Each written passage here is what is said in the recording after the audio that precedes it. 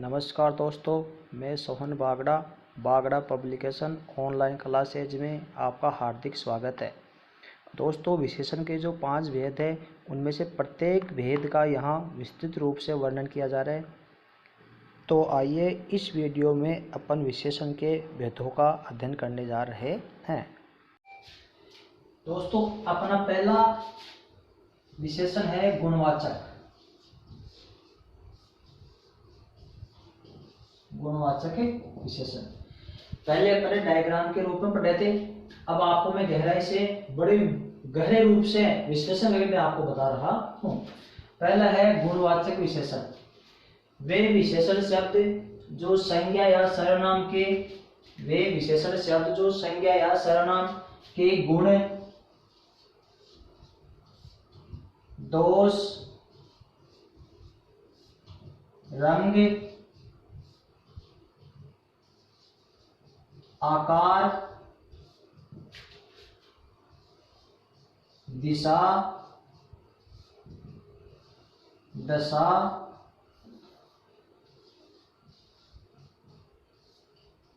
स्वाद, काल,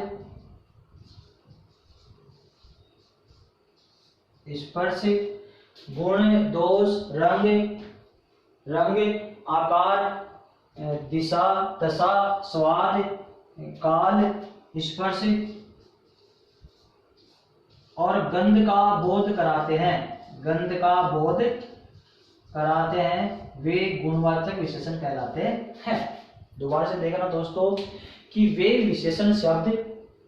विशेषण शब्द जो संज्ञा या सर्वनाम के गुण, दोष, रूप, आकार, दिशा, दशा, स्वाद, काल, स्पर्श, गंध आदि का बोध कराते हैं, वे गुणवाचक विशेषण कहलाते हैं। अब गुणबोधक, जो पहला है गुणबोधक विशेषण वो कौन कौन से होते हैं? जैसे गुणबोधक में आएगा अच्छा, सभ्य, विनम्र,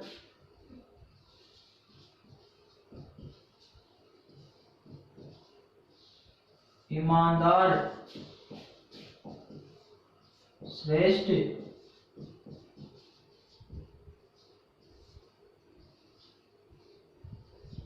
दयालु। अच्छा, सभ्य, विनम्र, ईमानदार, श्रेष्ठ, दयालु, ये किसी व्यक्ति या वस्तु के संज्ञा या सर्वनाम के गुण है। अब दोषबोधक में क्या आएंगे? दोषबोधक विशेषण शब्द क्या होते हैं?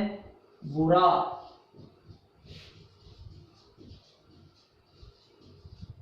असभ्य, कपटी, लालची,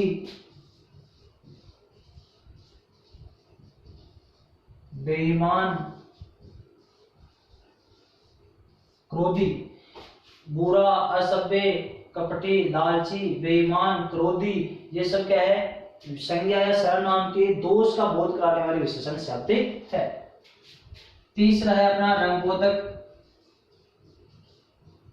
काला, पीला, चितकबरा,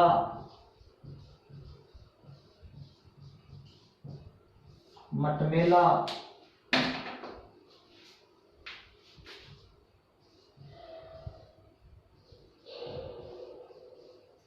बेनी, आहे, पिनाला।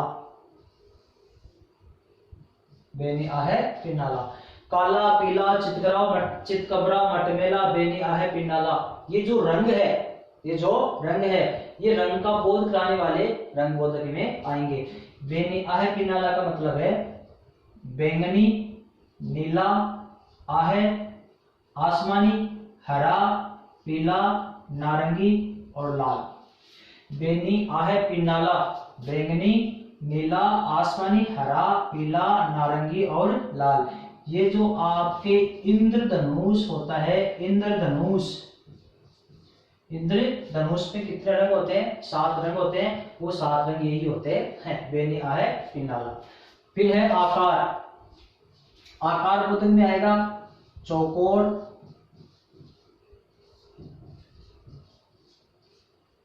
चतुर्भुजाकार, त्रिकोणा, चौकोर, छोटा, बड़ा, ऊंचा, छोटा, बड़ा, ऊंचा, त्रिकोणा, चतुर्भुजाकार, षटकोणाकार, चौकोर, ये सब आकार बोधक में आ गए। फिर है दिशा बोधक। उत्तरी, दक्षिणी, पूर्वी, पश्चिमी, उत्तरी पश्चिमी, उत्तरी पश्चिमी, उत्तरी पश्चिमी, उत्तरी पूर्वी, दक्षिणी पूर्वी, ये सब दिशाबोधक विशेषण होते हैं। अब है दशाबोधक। दशाबोधक में आते हैं जैसे अमीर, गरीब, धनवान, अमीर, गरीब, धनवान, सुखी, दुखी, सुखी, दुखी, ये हो गई दशा। ये संज्ञा या सर्वनाम की दशा का बोध कराते हैं। फिर अपना स्वाद बोधक। स्वाद बोधक में आएगा खट्टा, मीठा, तीखा, कसेला, कड़वा। खट्टा, मीठा, तीखा, कसेला, कड़वा, चरपरा, जिसको चटपटा बोलते हैं, नमकीन।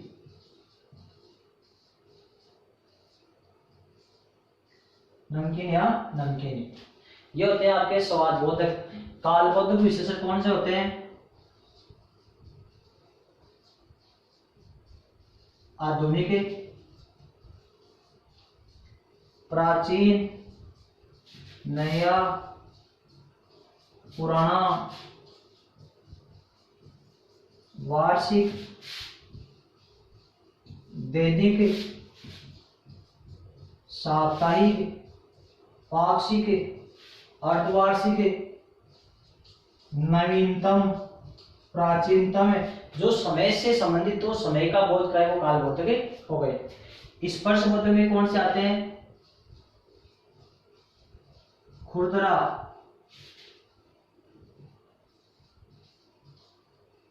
चिकना,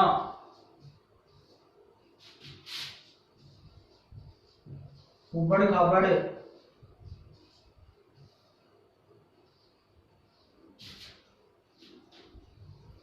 खुरदरा, चिकना, उबड़ खाबड़, ये सब होते हैं आपके स्पर्श में। स्पर्श बोधक मतलब जो स्पर्श करने से स्पर्श करने का बोध कराए। गंध बोधक में आ गया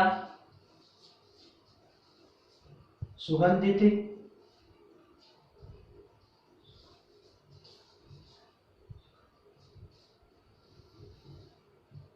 सुगंधित,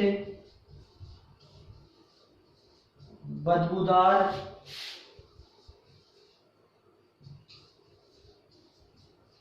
खुशबूदार। सुगंधित, बदबूदार, खुशबूदार, ये हो गया आपके गंध बोधक। तो दोस्तों गुण, रंग, रूप, आकार, दिशा, स्वाद, स्पर्श आदि का बोध कराए होते हैं गुणवाचक विशेषण।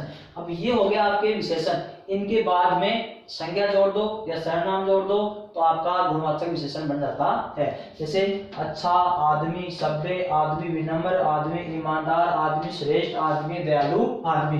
वो आदमी तो इसमें संज्ञा है और ये सब क्या है? विशेषण। तो संज्ञा की विशेषता बताने वाले शब्द क्या कहलाते हैं? विशेषण। बुरा आदमी, असभ्य, कपटी आदमी, लालची, बेईमान, क्रोधी आदमी। काला पेन, पीला पीला कपड़ा, चित कपड़ा, पशु, मटमेला पानी, ये सब रंग बोधक हो गए। चौकोर, चौकोर पुस्तक, चतुर्भुजाकार मकान, त्रिकोण मकान, छोटा मकान, बड़ा बड़ा भवन, ऊंचा, ऊंचा मकान, ये सब क्या हो गया आकारबोधक। उत्तरी दिशा, दक्षिणी दिशा, पूर्वी मैदान, पश्चिमी मैदान, उत्तरी पश्चिमी पहाड़, ये सब दिशाबोधक हो गए। अमीर आदमी, गरीब आदमी, धनवान आदमी, सुखी और दुखी आदमी, ये सब क्या हो गए दशाबोधक। खट्टा आम, मीठा मीठा फले, तीखा फले, कसेला कसेला, कड़वा फले, चरपरा चरपरा, नमकीन नमकीनी, स्वाद, ये सब क्या है स्वादबोधक है। आधुनिक, प्राचीन, नया, पुराना कपड़ा, वार्षिक एग्जाम, दैनिक अखबार, दैनिक साप्ताहिक अखबार, पाक्षिक अखबार, अर्धवार्षिक परीक्षा, नवीनतम कपड़े, नवीनतम पुस्तकें, नवीनतम समय, ये सब हो गए आपके कालबोधक। खुरदरा आंगन, चिकना आंगन, उबड़ खाबड़ सड़क, ये सब हो गए स्पर्शबोधक। सुगंधित फल, बदबूदार फल, खुशबूदार फूल, ये सब क्या हो गए गंधबोधक। तो ये गुणवाचक विशेषण हो जाते हैं दोस्तों। इसके बाद में है अपना संख्यावाचक और परिमाणवाचक। संख्यावाचक और परिमाणवाचक, उनको छोड़ने के बाद में पहले अपना अध्ययन करेंगे किसका, संकेतवाचक या सारनामी विशेषण का। संकेतवाचक और सारनामी विशेषण का पहले अध्ययन करेंगे।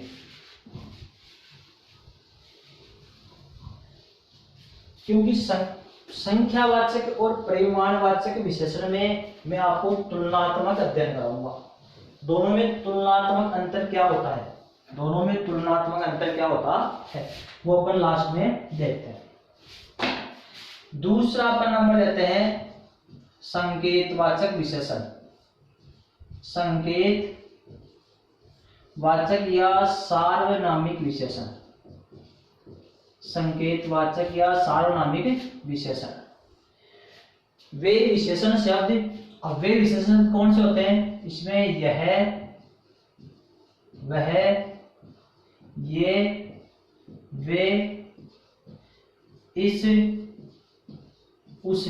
यह, वह, ये, वे, इस, उस, ये सब सर्वनाम शब्द है और इस विशेषण में ये विशेषण का काम करते हैं कि वे विशेषण शब्द जो किसी व्यक्ति और वस्तु की ओर संकेत का बोध कराते हैं। संकेत का बोध कराते हैं, किसी व्यक्ति या वस्तु की ओर संकेत का बोध कराते हैं, वो संकेतवाचक या सार्वनामिक विशेषण कहलाते हैं। जैसे यह मकान मेरा है, वह गाड़ी हमारी है, ये पंखे, वे पुस्तकें,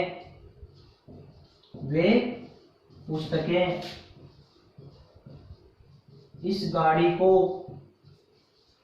उस मकान को, इस गाड़ी को, उस मकान को फोड़ दो, मकान को तोड़ दो।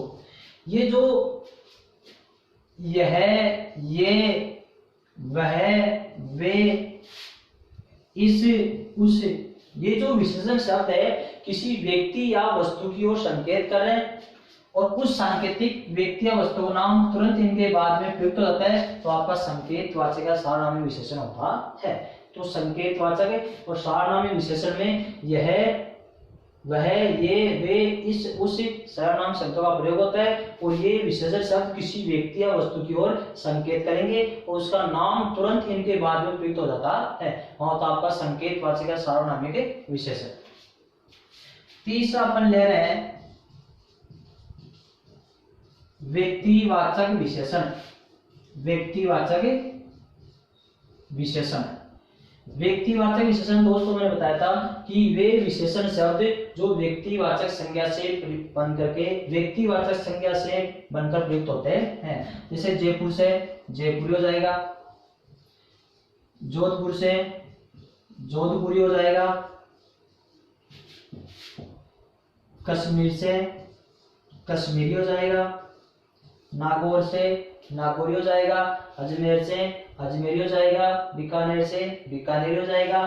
तो ये व्यक्तिवाचक, जयपुर व्यक्तिवाचक संज्ञा है और व्यक्तिवाचक संज्ञा से क्या बन गया, ये आपका विशेषण बन गया। अब इसके आगे संज्ञा कुछ भी लिख दो, जयपुरी रजाई, जोधपुरी जूतियां, कश्मीरी सेब, अमेरिकन पशु, अमेरिकन गाय, नागौरी बैल, बीकानेरी गुजिया, अजमेरी गेट। इस तरह से व्यक्तिवाचक विशेषण प्रयुक्त हो जाता है।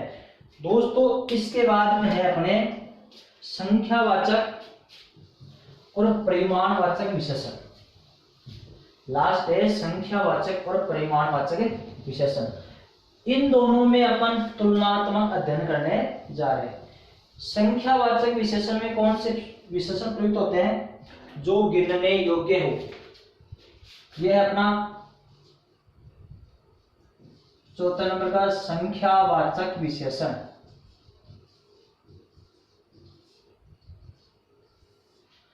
यह है पांचवा अपना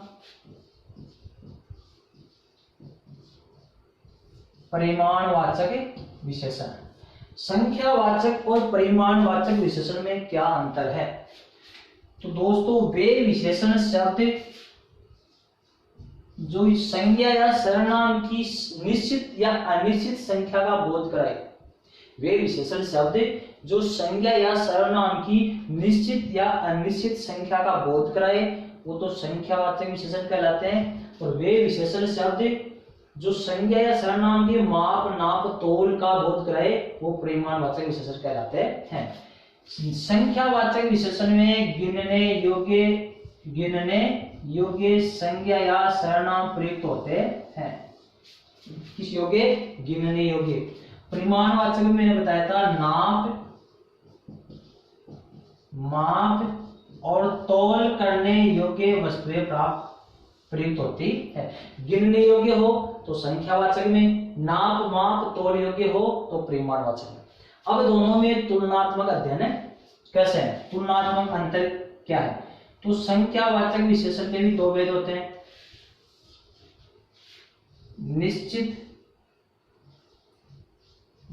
संख्यावाचक और अनिश्चित संख्यावाचक। निश्चित संख्यावाचक और अनिश्चित संख्यावाचक, इसके भी दो भेद हैं, निश्चित परिमाणवाचक और अनिश्चित परिमाणवाचक।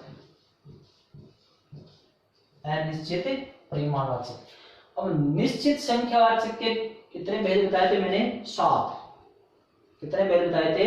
7 उपभेद बताए थे। कौन कौन से? तो दोस्तों आपको पता है कि पहला था पूर्ण, अपूर्ण, आवर्ती सूचक, क्रम सूचक, समुदाय सूचक, समुच्चय सूचक, प्रत्येक या भिन्नता सूचक। वो आपको मैंने पीछे बता दिया। अगर क्रम का बोध कराए तो इसमें निश्चित संख्यावाचक में जाएगा, और निश्चित संख्या का बोध नहीं कराए तो अनिश्चित संख्यावाचक में प्रयुक्त हो जाता है।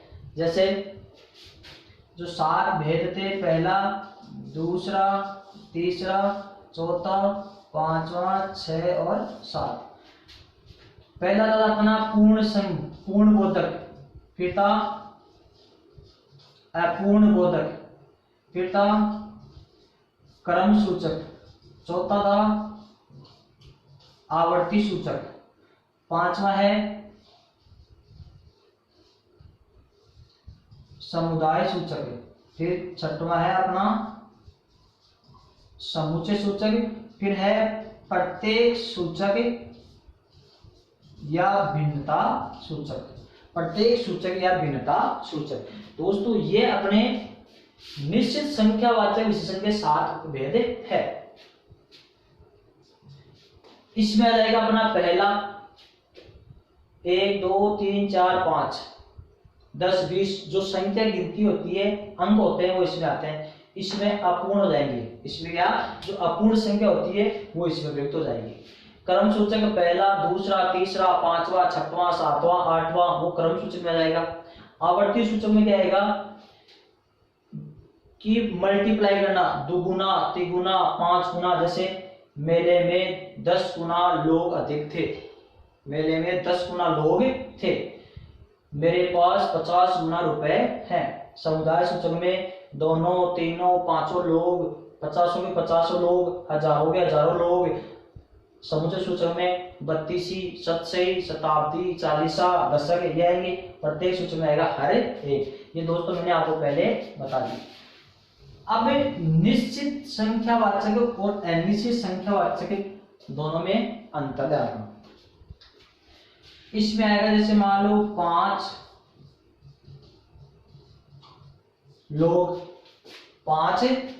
लोग मेले में जा रहे हैं, तो इसमें अनिश्चित हो जाएगा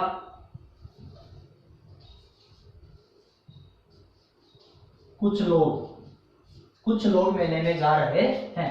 अब 5 लोग गिनने योग्य हैं, कुछ लोग भी गिनने योग्य हैं, बल्कि ये निश्चित संख्या है और ये निश्चित संख्या नहीं है, तो अनिश्चित संख्यावाचक हो गया।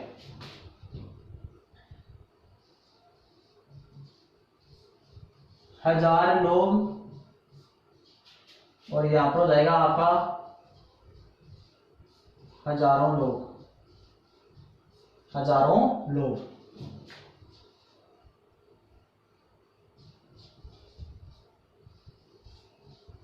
1 दर्जन लोग, क्योंकि दर्जन में 12 होते हैं। 1 दर्जन लोग, इधर हो जाएगा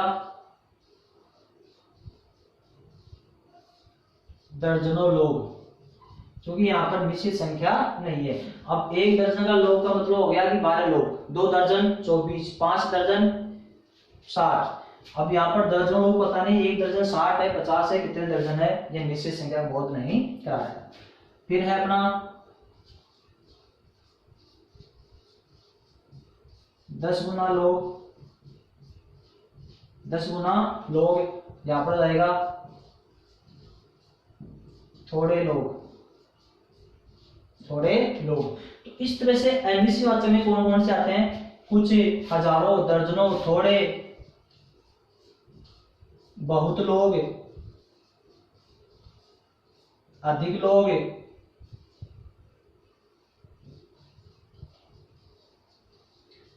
लगभग 1000 लोग।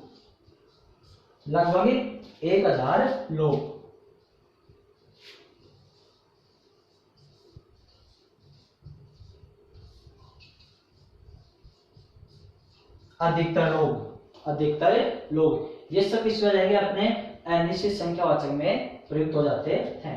अब दोस्तों अपने हैं परिमाणवाचक विशेषण। इसमें होगा जैसे कि वे विशेषण शब्द जो निश्चित माप तोल का बोध कराते हैं वो तो इसमें प्रयुक्त हो जाएंगे, और जो निश्चित माप तोल का बोध नहीं कराते हैं वो अनिश्चित परिमाणवाचक में प्रयुक्त हो जाते हैं। जैसे 5 मीटर आ गया, 5 मीटर कपड़ा,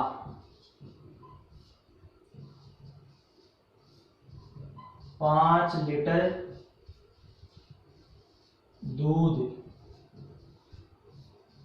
5 मन अनाज, 5 केजी गेहूं, 5 केजी गेहूं, 10 टन अनाज, 10 टन अनाज। क्योंकि मीटर लीटर मन केजी टन ये सब तोल योग्य है और निश्चित माप तोल का बोध करा रहे हैं। अब यहां पर ऐसा रहे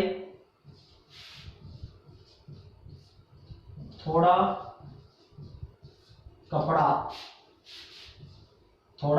कपड़ा, अधिक दूध, बहुत पानी, मणों अनाज, थोड़ा बहुत अधिक मणों अल्प,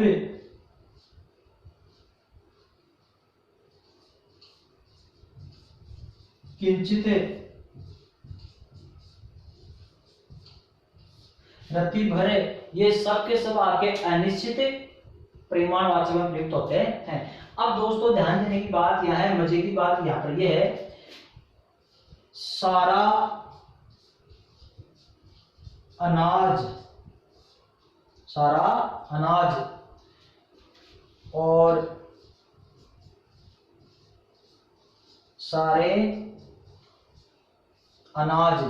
सारा अनाज सारे अनाज,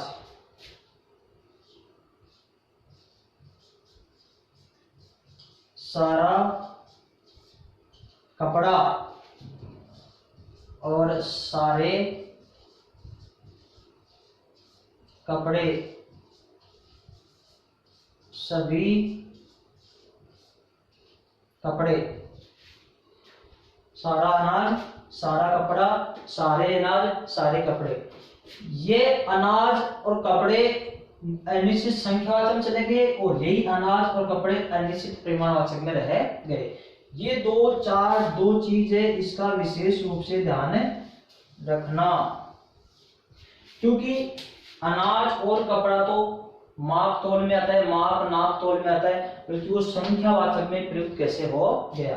तो ध्यान रखना कि सारा अनाज सड़ गया, सारा अनाज सड़ गया, सारा अनाज सड़ गया। अब इस वाक्य में यह अर्थ निकल रहा है कि मकान में पता नहीं कितना अनाज था, 10 क्विंटल, 20 क्विंटल, 50 क्विंटल, कितना था, वो सारा का सारा अनाज सड़ गया। तो यहाँ पर केजी माप नाप तोल की बात आ रही है। सारा कपड़ा जल गया, सारा कपड़ा जल गया। अब इस वाक्य का भावार्थ ये निकल रहा है कि पता नहीं कपड़ा कितनी मीटर था, 10 मीटर था, 50 मीटर था, 60 मीटर था, वो सारा का सारा जल गया। तो ये तो केजी का बोध करा रहा है और ये मीटर का बोध करा रहा है, लेकिन निश्चित पता नहीं है। और अगर इसी का अपन बहुवचन में बदल देते हैं, सारा अनाज, सारे अनाज, सारा कपड़ा, सारे कपड़ा, बहुवचन में बदलते ही आपका अनिश्चित संख्यावाचक में प्रयुक्त हो जाते हैं। कैसे? क्योंकि सारा अनाज सड़ गया। अभी यहाँ पर है कि अनाज एक ही तरह का था, क्योंकि ये निश्चित पता नहीं कि कितने क्विंटल था, 10 क्विंटल था, 20 क्विंटल था, तो वो माप तोल में आ गया। तो उधर क्या है कि सारे अनाज सड़ गए, सारे अनाज सड़ गए और सारे कपड़े जल गए, सारे अनाज सड़ गए और सारे कपड़े जल गए, सभी कपड़े जल गए। सारा अनाज सड़ गया, इसका मतलब यह है कि कितने क्विंटल था निश्चित पता नहीं है, तो ये माप तोल में आएगा। और सारे अनाज सड़ गए, ये वाक्य ये कह रहा है कि एक मकान में 10 तरह के अनाज थे, बाजरा, जौ, गेहूं, सरसों, मकई, मेथी आदि तरह तरह के अनाज थे, वो सारे के सारे अनाज सड़े गए, तो वो गिनने योग्य है। जैसे बाजरा, जौ, गेहूं, मेथी, ये 10 तरह के अनाज हो गए, तो सारे अनाज सड़ गए, ये गिनने योग्य हैं, और सारा अनाज सड़ गया, ये माप तोल योग्य है। तो सारे अनाज आएंगे आपके अनिश्चित संख्यावाचक में, और सारा अनाज सड़ गया आएगा आपका अनिश्चित परिमाणवाचक में। अब है सारा कपड़ा जल गया, ये निश्चित पता नहीं कि कपड़ा कितने मीटर था, 10 मीटर था, 20 मीटर था, सारा का सारा जल गया, तो अनिश्चित परिमाणवाचक में रहेगा। और सारे कपड़े जल गए, अब यहाँ पर तरह तरह के कपड़े हैं, बनियान, शर्ट, पैंट, कमीज, दुपट्टा, ये तरह तरह के कपड़े हैं, साड़ी, तरह तरह के कपड़े हैं, तो उनको अपन गिन सकते हैं, लेकिन निश्चित पता नहीं कि कपड़े थे कितने, तो अनिश्चित संख्यावाचक में प्रयुक्त होगा। सभी कपड़े जल गए, सभी कपड़े जल गए, तो तरह तरह अलग अलग क्वालिटी के हो गए, तो अपन उनको गिन सकते हैं, लेकिन निश्चित पता नहीं है कि कपड़े कितने थे। तो सारे अनाज सड़ गए, सारे कपड़े जल गए, सभी कपड़े जल गए, ये तो होगा अनिश्चित संख्यावाचक है। और सारा अनाज सड़ गया, सारा कपड़ा जल गया, ये होगा आपका अनिश्चित परिमाणवाचक। इसका विशेष रूप से ध्यान रखना। तो दोस्तों, आपके सामने संख्यावाचक और परिमाणवाचक विशेषण में तुलनात्मक अंतर ये होगा। जैसे 5 लोग, 1000, 1 दर्जन, 10 गुना लोग, ये निश्चित संख्यावाचक है, ये अनिश्चित संख्यावाचक है, ये निश्चित परिमाणवाचक है, और ये अनिश्चित परिमाणवाचक है। अब इसमें और जैसे अब दोस्तों विशेष रूप से ध्यान की बात है, 1.25, 1.5, पौन, 2.5, 1.5, 1.25, पौन, 2.5, 1.5, ये किसमें प्रयुक्त होते हैं? निश्चित संख्यावाचक में। और यही निश्चित संख्यावाचक में आपके इधर आ जाएगा 1.25, 1.5, ढाई, साढ़े, पौन। सवा, डेढ़, ढाई, साढ़े, पौन निश्चित परिमाणवाचक में प्रयुक्त होते हैं और उधर निश्चित संख्यावाचक में प्रयुक्त होते हैं। ये दोनों क्या चीज है? विशेषण। अब आपको ये बताना है कि इनके आगे अगर कोई संज्ञा लिखते हैं वो गिनने योग्य है तब तो निश्चित संख्यावाचक में आएगी, और माप तोल योग्य है तो निश्चित परिमाणवाचक में आएगी, क्योंकि सवा, डेढ़, ढाई, पौन, साढ़े ये दोनों में प्रयुक्त होते हैं। अब आज ऐसे हो सवा रुपया, सवा रुपया, और एक इधर है सवा केजी अनाज, सवा केजी अनाज, उधर है सवा रुपया, इधर है सवा केजी अनाज।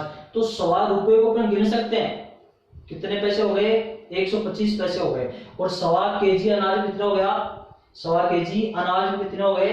1250 ग्राम हो गए। तो इसमें फिक्स है माप तोल है, इसमें फिक्स पैसे हैं, तो सवा रुपया गिनने योग्य है और सवा केजी अनाज माप तोल योग्य है। जैसे 1.5 मिनट अपन को पता है कि 90 सेकंड हो गई, 90 सेकंड, 1.5 मिनट है और इधर जाएगा 1.5 केजी या 1.5 लीटर दूध, 1.5 लीटर दूध, उधर आएगा पौन रुपया या पौन मिनट, इधर जाएगा पौन केजी। 2.5 रुपया 2.5 किलो, 3.5 रुपए या 3.5 मिनट, इधर जाएगा 3.5 केजी या 3.5 लीटर या 3.5 मीटर। तो इस तरह से 2.5 मीटर, 3.5 केजी और पौन मीटर, इधर जाएगा आपका पौन रुपया, 2.5 मिनट, 2.5 मिनट और 3.5 रुपए, 3.5 रुपए। तो सवा, डेढ़, पौन, 2.5, 3.5 निश्चित संख्यावाचक प्रयुक्त होते हैं और ये भी आपके इधर निश्चित परिमाणवाचक प्रयुक्त होते हैं। बल्कि गिनने योग्य हो तो निश्चित संख्यावाचक, और माप तोल नाप योग्य तो आपका निश्चित परिमाणवाचक। इस तरह से दोस्तों अपने ये विशेषण के जो 5 भेद है, 5 प्रकार है, वो पूर्ण रूप से दोस्तों अब अपने हैं विशेषण की अवस्था, विशेषण की अवस्था। तो दोस्तों विशेषण की अवस्था 3 होती है, मूलावस्था, उत्तरावस्था, उत्तमावस्था। मूलावस्था में विशेषण का मूल रूप रहता है, मूल रूप रहता है। उत्तरावस्था में 2 विशेषणों में तुलना होती है और उत्तमावस्था में सभी से किसी एक की तुलना की जाती है, सभी से किसी एक की तुलना की जाती है। उसमें विशेषण का मूल रूप रहेगा, इसमें 2 विशेषणों में तुलना का बोध होगा, इसमें सभी से किसी एक की तुलना की जाती है। मूल अवस्था में संज्ञा या सर्वनाम के लास्ट में विशेषण के बाद में, मूल अवस्था में विशेषण का मूल रूप रहता है, उसमें कोई रूप नहीं बनता है। उत्तरावस्था में विशेषण के बाद में अपन को तर या तरा का प्रयोग किया जाता है। उत्तमावस्था में तम और तमा का प्रयोग किया जाता है। तर पुल्लिंग के लिए है, तरा स्त्रीलिंग के लिए है, तम पुल्लिंग के लिए है और तमा स्त्रीलिंग के लिए है। मूल रूप में कोई प्रत्यय नहीं जुड़ता है, मूल रूप विशेषण का उसमें मूल रूप ही रहता है। जैसे लघु, उच्च, निम्न, पटु, अच्छा, ये सब क्या चीज है? विशेषण। ये सब क्या चीज है? विशेषण। लघु, उच्च, निम्न, पटु, अच्छा, ये क्या विशेषण की मूल अवस्था है। जैसे राम लघु है, राम उच्च है, राम निम्न है, राम पटु है, राम अच्छा है, तो राम की विशेषता बता रहा है, ये विशेषण की मूल अवस्था है। अब इन्हीं मूल अवस्था के अंत में अपन को तर लगाना है, तो क्या हो जाएगा आपका लघुतर, उच्चतर या उच्चतरा, लघुतर या लघुतरा, निम्नतर, पटुतर। अच्छा को एक बार रहने दो। ये लघुतर, उच्चतर, निम्नतर, पटुतर, श्रेष्ठतर, ये सब क्या हो गए? उत्तरावस्था। उत्तमावस्था में क्या लग जाएगा? लघुतम, उच्चतम, निम्नतम और पटुतम। और पटुतम, लघु, लघुतर, लघुतम, उच्च, उच्चतर, उच्चतम, निम्न, निम्नतर, निम्नतम, पटु, पटुतर और पटुतम। ये हो गया विशेषण की मूल अवस्था, विशेषण का मूल रूप। इसमें होता है दो में तुलना और इसमें होती है सभी से किसी एक की तुलना। जैसे अब वाक्य के हिसाब से अपने हो जाएगा लघु, लघु यानी छोटा, लघुतर से छोटा, से छोटा, लघुतम सबसे छोटा, सबसे छोटा। लघु का अर्थ है छोटा, लघु का अर्थ हुआ छोटा, लघुतर से छोटा मतलब उससे छोटा। जैसे राम लघु है, राम छोटा है, तो ये हो गया आपकी मूल अवस्था। राम श्याम से छोटा है, ये हो गया आपकी उत्तरावस्था। राम सबसे छोटा है, ये हो गया आपकी उत्तमा अवस्था। वाक्य के हिसाब से अपन करते हैं तब आ जाएगा, जैसे यह विद्यालय छोटा है, यह विद्यालय छोटा है, ये हो गई मूल अवस्था। यह विद्यालय उस विद्यालय से छोटा है, ये हो गया आपकी उत्तरावस्था। यह विद्यालय सबसे छोटा है, ये हो गया आपकी उत्तमावस्था। ये तो हो गए अपने वाक्य की दृष्टि से। अगर वाक्य की दृष्टि से आपको विशेषण की अवस्था पूछ ले तो वाक्य का मूल रूप रहेगा, वो मूल अवस्था में रहेगा। अगर दो व्यक्तियों में, दो वस्तुओं में तुलना की जाती है तो उत्तरावस्था होगी। और किसी एक वस्तु की सभी से तुलना की जाती है तो हो गया आपकी उत्तमावस्था। दोस्तों शब्दों के हिसाब से ऐसा रहेगा लघु, उच्च, निम्न, पटु, अच्छा। निम्न, निम्नतर, निम्नतर का अर्थ होगा उससे निम्न, उससे मतलब दो में तुलना, और सबसे निम्न। अब है अपना अच्छा। अच्छा क्या चीज है? विशेषण। अब ये आवश्यक नहीं सभी में तर और तम लगे, तो अच्छा का अच्छा तर, अच्छा तम नहीं होगा, अच्छा का होगा से अच्छा, से अच्छा और सबसे अच्छा। ये तो दोस्तों इसकी हिंदी हो रही है, ये तो उसका अर्थ होता है जैसे अच्छा अच्छा होता है। अब से अच्छा, सबसे अच्छा, ये तो जैसे हो गया कि छोटा, उससे छोटा, सबसे छोटा है, तो उसका अर्थ हो रहा है। बल्कि इसका विशेषण में उत्तरावस्था में बढ़ेगी अच्छा, और होगा इसका बेहतर, और इसमें बढ़ेगा बेहतरीन। अपन बोलते हैं कि ये काम बेहतरीन है। अब इस बेहतरीन का अर्थ होगा सबसे अच्छा, सबसे अच्छा। जैसे मान लो काम अच्छा है तो ये अच्छा हो गया, मूल रूप हो गया। काम बेहतर है, ये काम उससे बेहतर है, तो से अच्छा मतलब दो में तुलना। और ये काम बेहतरीन है मतलब सबसे अच्छा है, तो ये हो गया आपका इसका मूल रूप। तो अच्छा, बेहतर और बेहतरीन, अच्छा से अच्छा और सबसे अच्छा। इस तरह से विशेषण की ये तीन अवस्था होती है। दोस्तों अपने ये लघुतर और लघुत्तम ये सब कंफ्यूज वाले हैं। तर और अपन इनमें तम, ये उत्तरावस्था में अपन तर जोड़ते हैं और उत्तमावस्था में अपन तम जोड़ते हैं। तो इसमें और इसमें अंतर है, इसमें और इसमें अंतर है।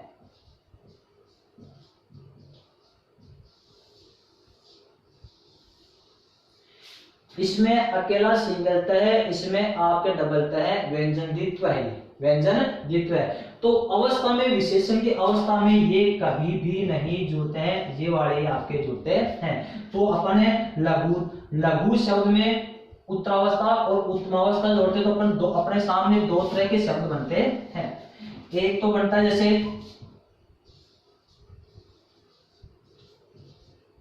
लघुतर, एक बनता है अपने लघुत्तर,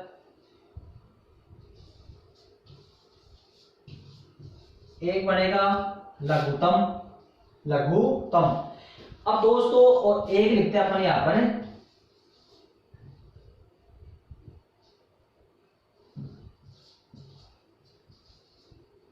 लघुत्तम, लघुत्तम।